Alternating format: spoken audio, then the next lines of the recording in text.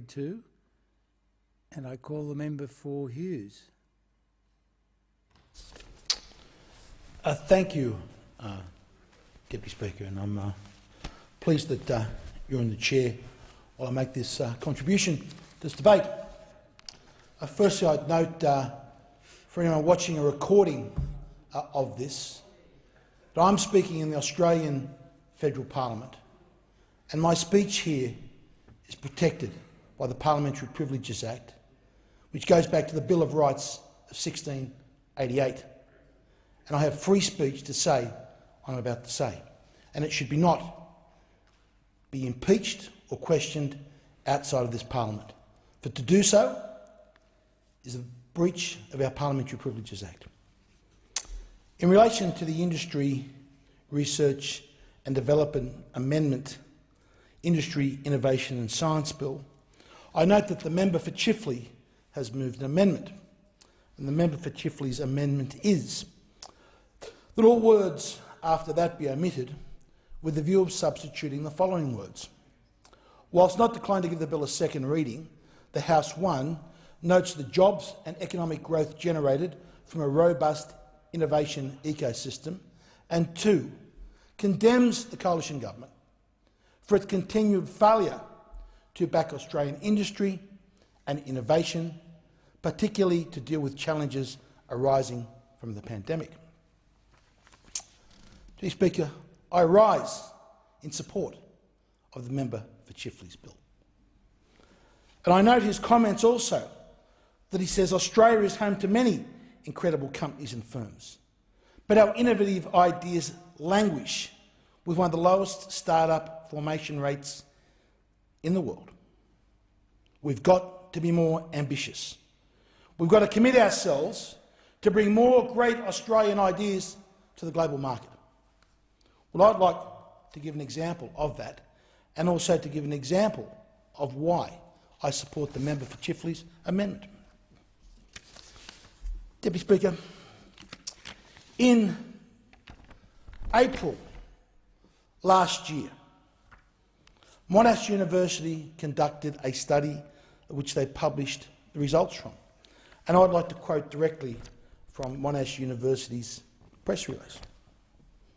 A collaborative study led by Australia's Monash Biomedicine Discovery Unit and the Peter Doherty Institute of Infection, a joint venture of the University of Melbourne and the Royal Melbourne Hospital, has shown that an anti-parasitic drug available around the world kills COVID within 48 hours.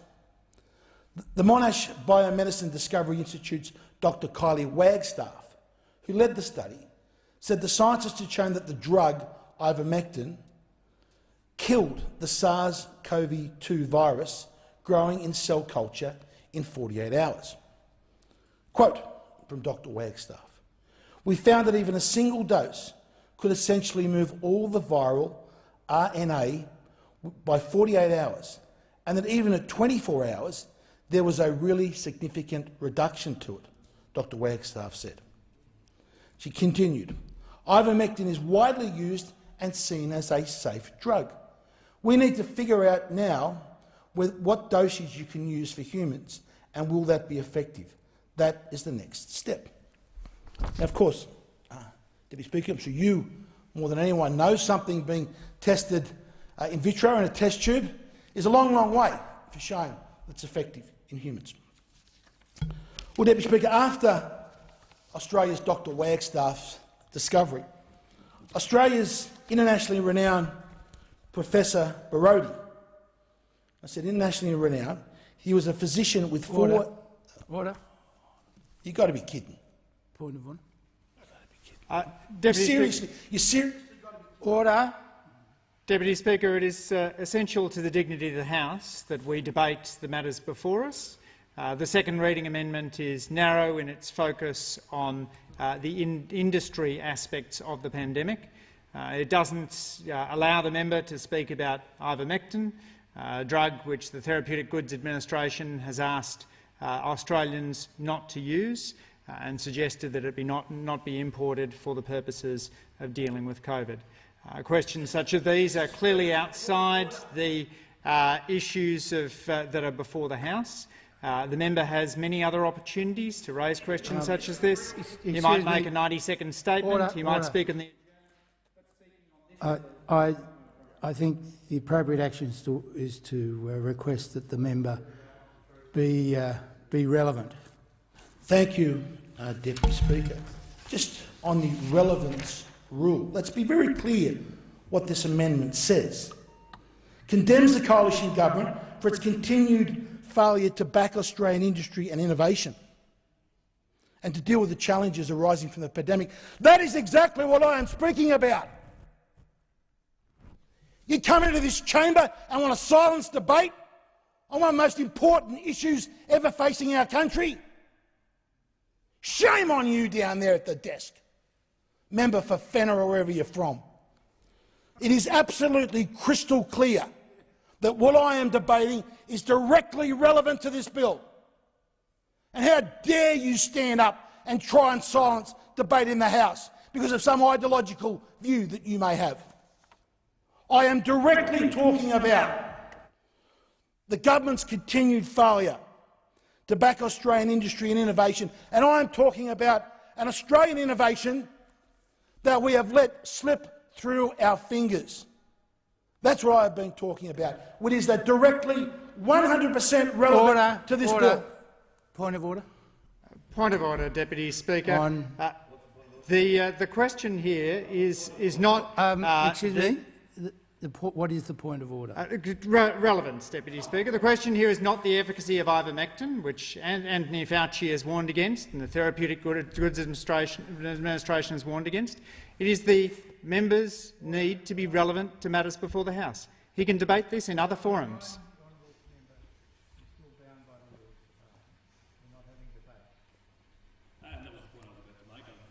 Far be it from me to get involved, Mr Deputy Speaker. However, a point of order and relevance has already been made, and of course you can't debate at the box. It's simply to make the point. Thank you. Now, I would remind the member to please be relevant. You're not here to grandstand. You're here to deliver a speech about a bill. Thank you. Thank you, Acting Deputy Speaker. And consistent with your ruling, I'll continue to talk about Australian innovation, and with that, under the rules of this House, I'm absolutely 100% entitled to cite an example, and that is what I am doing, Deputy Speaker. You've cited an example, and it's now time to move on. Thank you. Thank you. So I firstly cited the example. I started, before I was interrupted, with Dr Kylie Wagstaff from Monash University that discovered that ivermectin kills COVID stone cold dead in a test tube.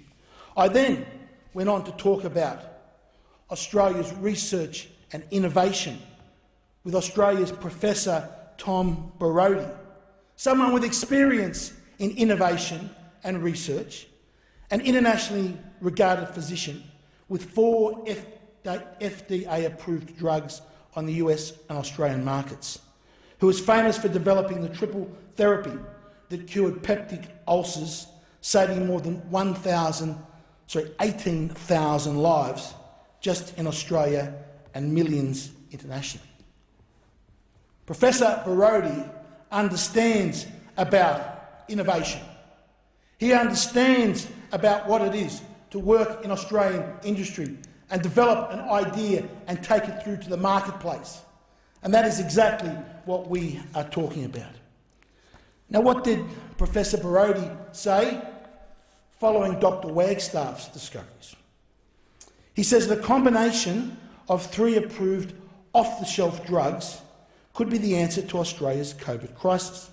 He said, and I quote directly, "If nothing else, make it available in aged care homes immediately." Order. I remind the member to be relevant. This has no relevance to the bill at hand. With the greatest respect, Deputy Speaker, this bill is called the Industry Research and Development Amendment. There is an amendment before the House, and that amendment condemns the coalition government for its continued failure to back Australian industry and innovation, particularly to deal with the challenges arising in the pandemic.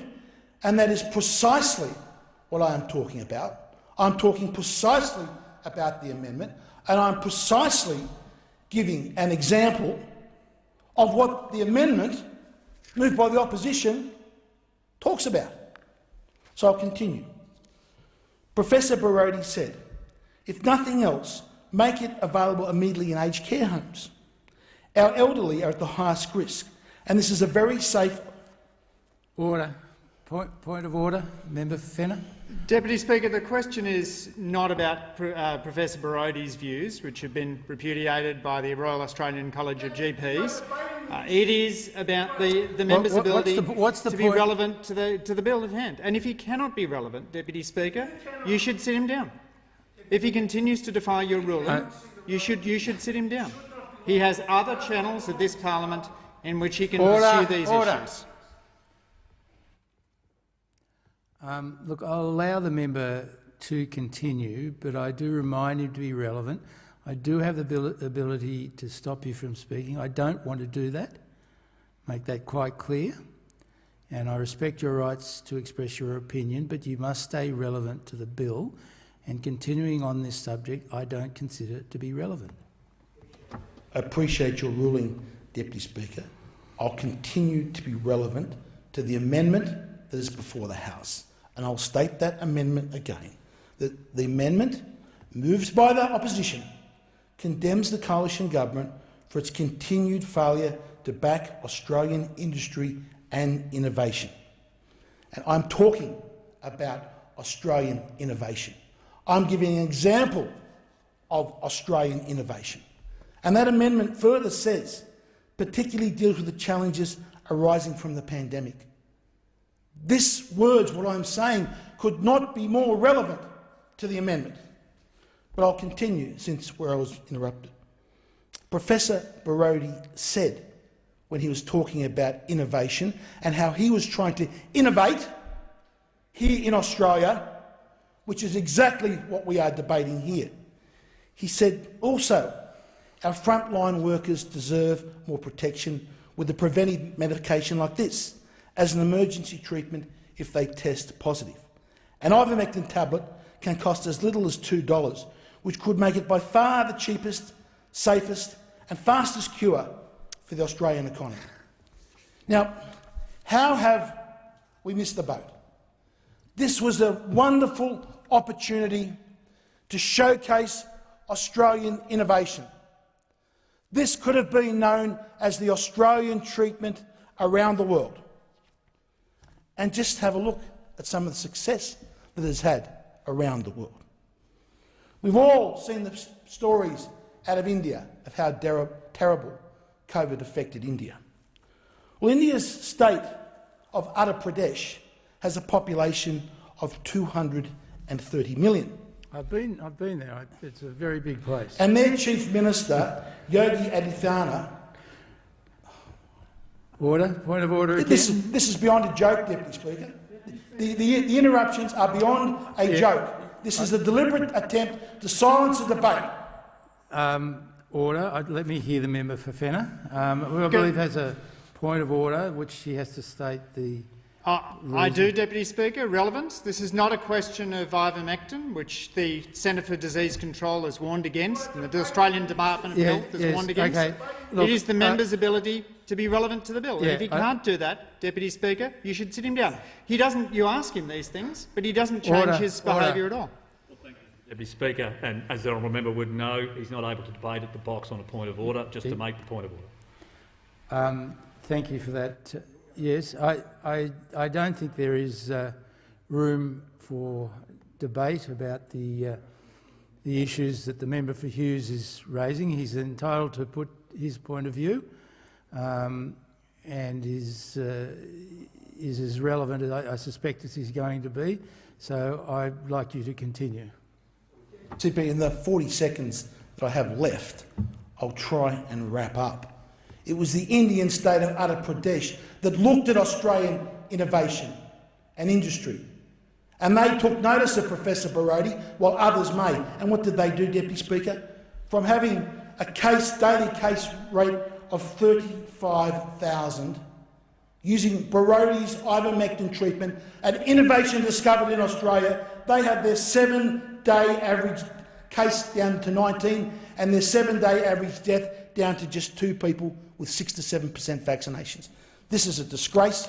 The conduct of the member at the desk during this debate the member's has been a time disgrace. expired. The question now is that the amendment be disagreed